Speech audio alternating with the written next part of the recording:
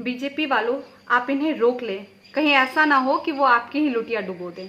अभी हरियाणा में चुनाव होने वाला है और जिस तरह से इनके बयान सामने आ रहे हैं, कहीं आप परेशानी में ना फंस जाए। किसानों के जो लॉज हैं वो मुझे लगता है जो रिपील हो गए हैं वो फिर से लगने चाहिए। हो सकता है कंट्रोवर्शियल हो जाए, लेकिन मुझे लगता है किसानों के हितकारी लॉज वापस आने चाहिए और किसानों को खुद इसकी डिमांड करनी चाहिए। और ताकि हमारे किसान भी, जैसे बाकी जगहों पर समृद्धि हो रही है, हमारे किसान की समृद्धि में कोई ब्रेक ना लगे। और जैसे 1 नेशन 1 इलेक्शन सारे ब्यूरोक्रेसी हो गए, सारे जो हमारे लीडर हो गए, हर 2-2, 3-3 महीने में इलेक्शन करते रहते हैं। तो देश के विकास में किसान जो है वो मेन हमारा एक पिलर ऑफ स्ट्रेंथ है। तो मैं चाहती हूँ कि वो खुद ऐसी अपील करे कि भाई हमारे जो 3 लॉज जो हमसे जो सिर्फ और सिर्फ कुछ एक राज्यों में जो है उन्होंने उसको लेकर जो है आपत्ति जताई थी, मुझे लगता है कि उनको मैं हाथ जोड़ के उनको विनती करती हूँ कि सब किसानों के हित को ध्यान में रखकर जो है वो लॉज जो है वापस मांगे। तो ये था कंगना का अपना स्टेटमेंट, किस पर? फार्मर्स बिल पर।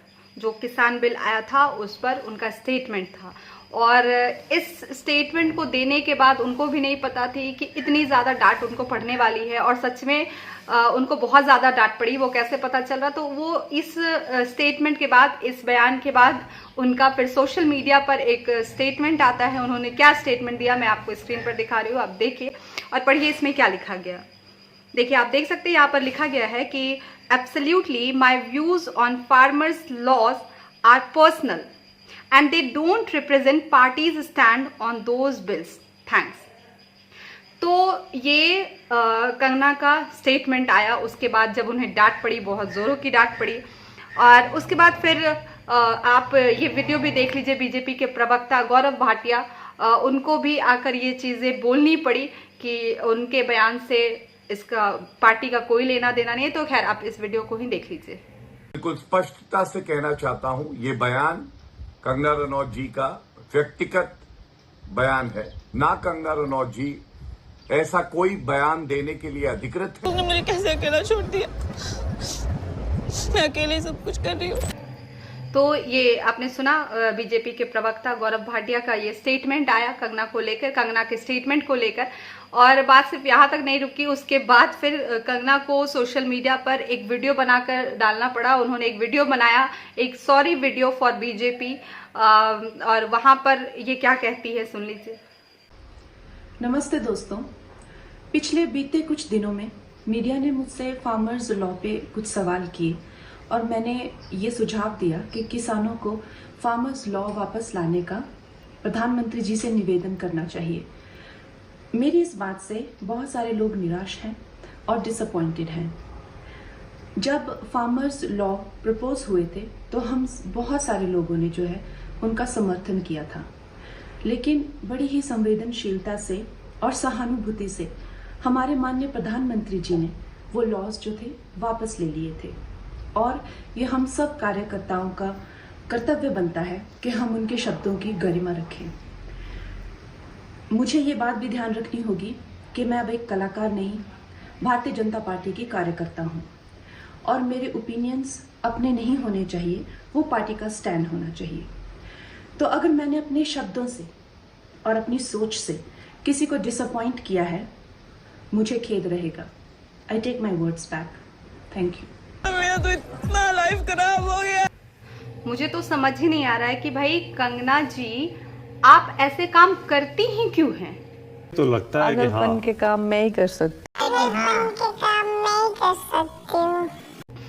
तो अकॉर्डिंग टू हर स्टेटमेंट कि ये काम वही कर सकती है, पागलपंती का काम उन्हीं से हो सकता है, ये उनका खुद का स्टेटमेंट है।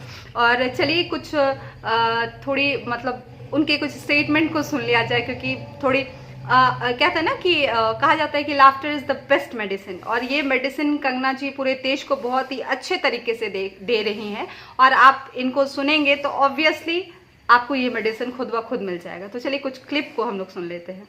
ऑन व्हाट बेसिस उनको ये उपलब्धि क्यों मिली है? ऑपोजिशन लीडर करने के लिए उन्होंने क्या तीर मारा है, क्या मुझे बता सकते हैं? 99 सीट्स लाए हैं। अरे वो 10% सीट्स चाहिए होती हैं लीडर ऑफ ऑपोजिशन के लिए, उनको आई हैं।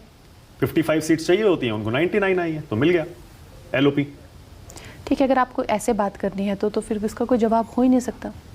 ये परेशान है कि Rahul Gandhi leader of opposition ये क्यों बन गए, कैसे बन गए, क्या उन्होंने तीर मार दिया? तो भाई तीर मारने की ज़रूरत क्या है, आपको तो जवाब मिल गया। और जब इनको एंकर की तरफ से जवाब मिला तो फिर ये तिलमिला गए कि भाई देख लो, फैक्ट पर बात करोगे तो फिर मैं बात नहीं करूँगी, ऐसे ये गलत बात है। मतलब ये अंतर्निहित था उनके इस अंदाज में, उन्होंने कहा कि ये क्या बात हुई। ठीक है, खैर आपने क्लिप को देखा है और यहाँ तक बात नहीं रुकती है, उनके कुछ और क्लिप्स है। जैसे एक हमारे ललन टॉप में वो एक इंटरव्यू दे रही है और वहाँ पर कैसे बता रही है, इस चीज़ को सुन लीजिए। पहले जब राम कोविंद जी आए, पहले दलित राष्ट्रपति वो बने, दूसरे है ना? के.आर. नारायणन पहले थे। Sorry for my miss information. तो आप भी कंफ्यूज हुए होंगे। तो इस स्टेटमेंट को सुनने के बाद पहली बार आपको भी लगा हुआ कि शायद आपके कान में कुछ गलत चला गया। तो इस स्टेटमेंट को सुन के पहली बार आपने भी धोखा खाया होगा, आपको भी लगा होगा कि शायद मैंने गलत सुन लिया, कोविड, है ना। तो खैर उसके बाद काफ़ी ट्रोल भी हुई थी ये, और मामला यहीं तक नहीं रुकता। फिर उनके हिस्ट्री का ज्ञान देखिए, उनके इतिहास के ज्ञान का जो लेवल है वो आप सोच भी नहीं पाएंगे जो उनका लेवल। अभी देखिए एक इंटरव्यू में मैं दिखाती हूँ कि किस तरह से वो बता रही है कि first prime minister of India Subhash Chandra Bose. जब हमें आज़ादी मिली तो the first prime minister of India Subhash Chandra Bose. Prime Minister of India, Subhash Chandra Bose. अब देखिए जब इनको रिपोर्टर ने सामने से कहा कि फर्स्ट प्राइम मिनिस्टर नहीं थे, तो फिर अब उनका फैक्ट तो गलत हो गया। अब उसको छुपाने के लिए वो कैसे अपना बचाव करिए, कवर अप करिए, तो आप कह रही कि नहीं क्यों नहीं थे वो फर्स्ट प्राइम मिनिस्टर, क्यों नहीं थे। खैर तो इसका तो जवाब फिर वही ढूंढ के ला सकती है। और इसके बाद इस स्टेटमेंट को देने के बाद जो सुभाष चंद्र बोस के जो ग्रैंड नेफ्यू थे उनको फिर वीडियो बनाकर क्लिप डालना पड़ा। उन्होंने फिर एक वीडियो क्लिप डाला, आप खुद ही सुन लीजिए क्या कहा उन्होंने। Before making a comment from the pages of history, she must study in depth. सुना इन्होंने क्या क्या कहा इनको लेके। और उसके बाद इनका आईक्यू लेवल है, देखिए ये इन्होंने खुद ही प्रूव कर दिया। क्या प्रूव किया, अभी एक इंटरव्यू आप सुन लीजिए। आपके मन में जो इंदिरा जी की छवि थी क्या वो बदली है रिसर्च से पहले और रिसर्च के बाद? पूरी बदल गई। पहले क्या छवि थी? पहले मुझे लगा कि एक सुपरफिशियल छवि थी, बहुत सुपरफिशियल। तानाशाही नहीं, मुझे लगता था सुपरफिशियल। मुझे लगता था कि she was not the right leader. मुझे ऐसा लगता था। I used to discredit her a lot in my mind. लेकिन जब मैंने उनके बारे में पढ़ा और एक्सटेंसिव और बहुत ज़्यादा पढ़ा, हद से ज़्यादा पढ़ा ना, तो मेरी सारी उनके लिए छवि चेंज हो गई पूरी।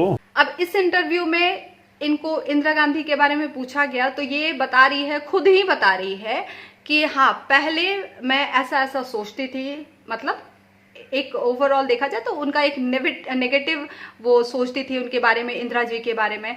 और फिर अकॉर्डिंग टू हरसेल्फ ओनली कि जब उन्होंने बहुत पढ़ा और पढ़ के मतलब जब वो विद्वान हो गई, बहुत ज़्यादा पढ़ लिया, तब उनका जो इंदिरा गांधी जी को लेकर जो सोच था, जो परसेप्शन बना हुआ था, वो खत्म हो गया। और फिर उनको लेकर, इंदिरा गांधी जी को लेके एक अच्छा परसेप्शन उनके मन में बना अकॉर्डिंग टू हरसेल्फ। तो यहाँ पर hence proved bye herself only कि मेरा आईक्यू लेवल क्या है। क्योंकि ये खुद ही बता रही है कि मैं बिना पढ़े कुछ भी बोल देती हूँ।